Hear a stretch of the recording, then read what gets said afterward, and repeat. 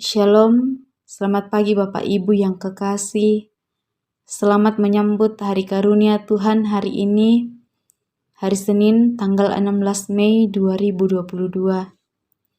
Mari sebelum kita memulai segala aktivitas kita hari ini, kita membaca dan merenungkan firman Tuhan yang terambil dari bacaan harian Gereja Toraja dari Kisah Para Rasul pasal 11 ayat 19 hingga ayatnya yang ke-30.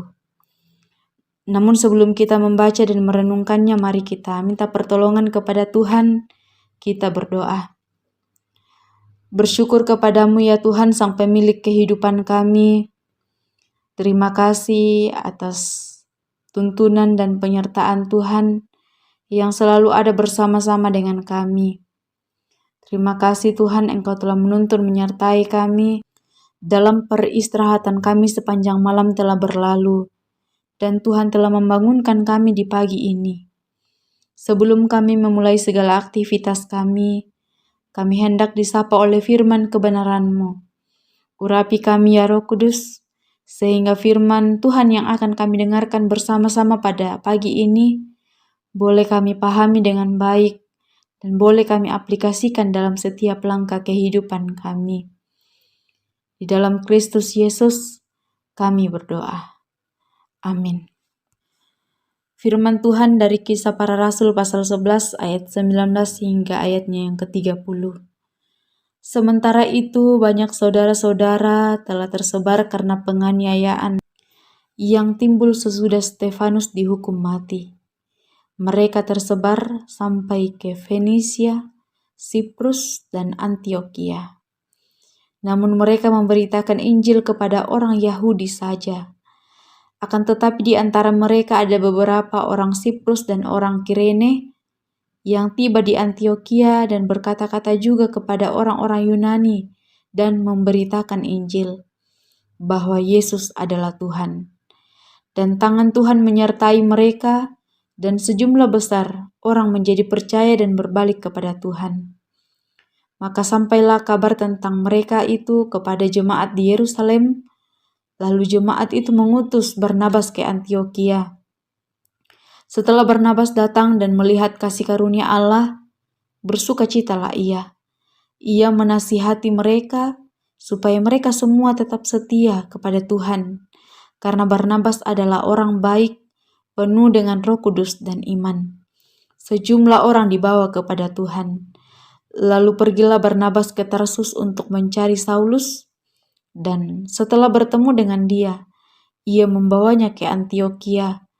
Mereka tinggal bersama-sama dengan jemaat itu 1 tahun lamanya, sambil mengajar orang banyak. Di Antioquia lah murid-murid itu untuk pertama kalinya disebut Kristen. Pada waktu itu, datanglah beberapa nabi dari Yerusalem ke Antioquia. Seorang dari mereka yang bernama Agabus bangkit dan oleh kuasa roh ia mengatakan bahwa seluruh dunia akan ditimpa bahaya kelaparan yang besar. Hal itu terjadi juga pada zaman Claudius. Lalu murid-murid memutuskan untuk mengumpulkan suatu sumbangan sesuai dengan kemampuan mereka masing-masing dan mengirimkannya kepada saudara-saudara yang diam di Yudea.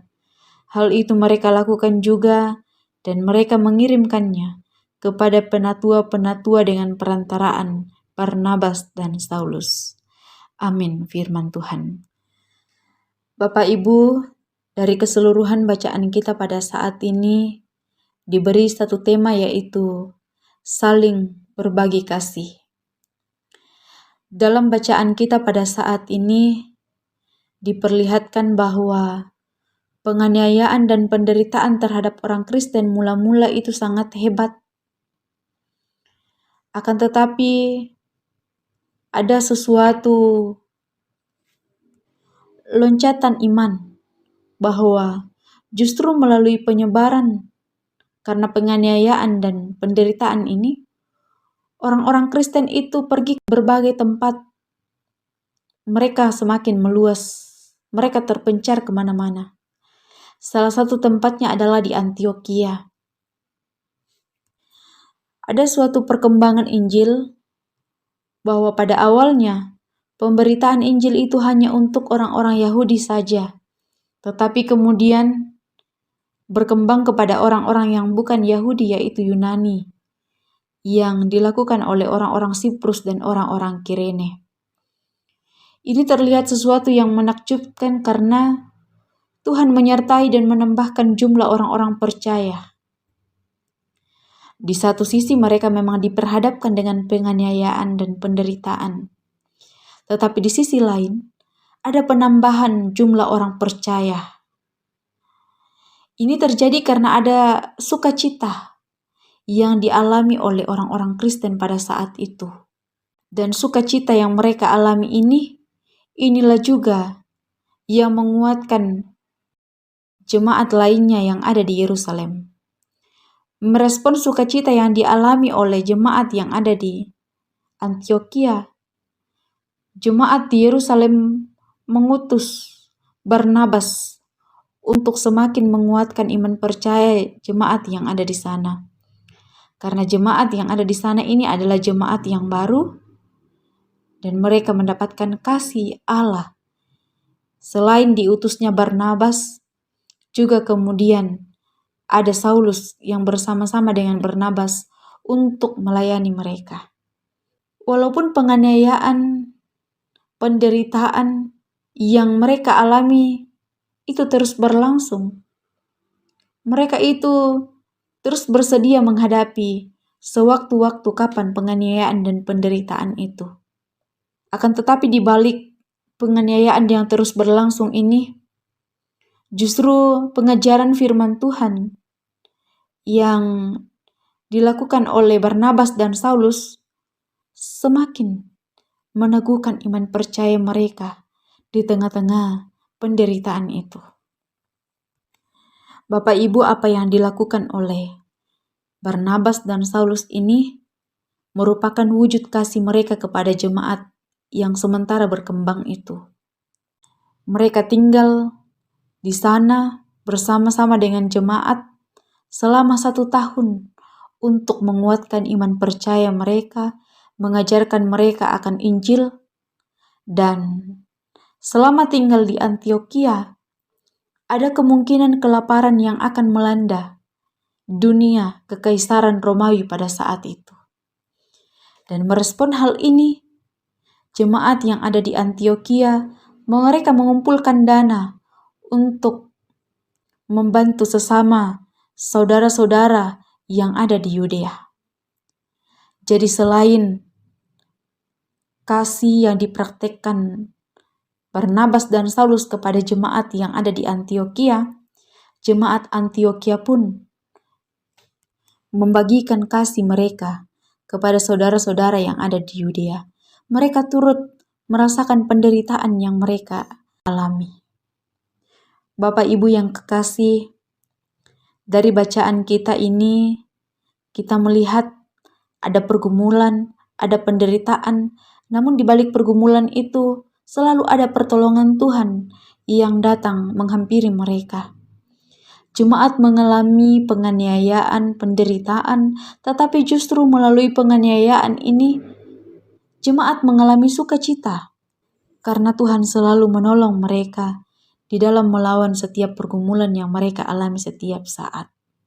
Dan salah satu wujud dari sukacita iman mereka, kita melihat bahwa jemaat yang ada di sana, mereka itu setia menerima ajaran dari Barnabas dan Saulus. Itu yang pertama. Yang kedua, mereka itu mempraktekkan hidup dalam saling mengasihi dan saling peduli satu sama yang lainnya. Mari Bapak Ibu kita meneladani sikap jemaat mula-mula ini. Mereka mengalami penderitaan, penganiayaan, namun mereka juga selalu ditolong, juga selalu dikuatkan iman mereka. Nah, oleh karena itu, di dalam mempertahankan kebenaran, di dalam mempertahankan Injil, di dalam berbagi sukacita, mari kita terus meneladani sikap jemaat mula-mula ini. Dan selain dari itu, mereka juga hidup dengan damai, mereka juga hidup dengan rukun. Mereka kerjasama saling menolong di tengah-tengah penderitaan yang mereka alami. Seharusnya juga kita orang-orang yang percaya hidup untuk mempertahankan kehidupan yang penuh dengan kedamaian, kehidupan yang penuh dengan kerjasama, saling menolong satu dengan yang lain. Jika ada di antara kita yang mengalami penderitaan, mari kita terus menyatakan, bahkan mempraktekkan hidup yang saling mengasihi, sama seperti Allah yang selalu mengasihi kita. Amin. Mari kita berdoa.